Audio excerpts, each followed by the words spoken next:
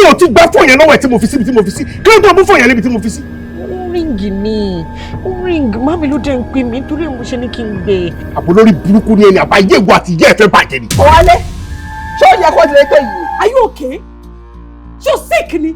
Ṣé torí pé mo ti ṣe díẹ̀ fún ẹ látijọ́ ẹ̀? Ó yá parí. Tòbí ẹyẹ. Get down. Aláì kankan àwọn ọmọ ẹgbẹ́ bí èmi sì gbà pé ọkọ ní sọmọ Ọlọ́run sì ti ń gbọ́. Mọ́mí ẹ ò ṣe dáadáa o ẹ fi ọlọ́pàá wá arrest ọkọ ọmọ yín ẹ ń ṣe dáa o.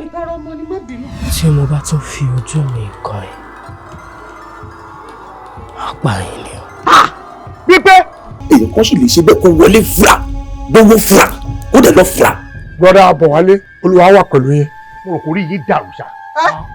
Mo rò kórí yín ò pé. Ẹ wo jì tí bá gbá yín ní etí àtẹ̀yìn àti wíṣkìrì tó wà lójú yín á fọ́ papọ̀ ni.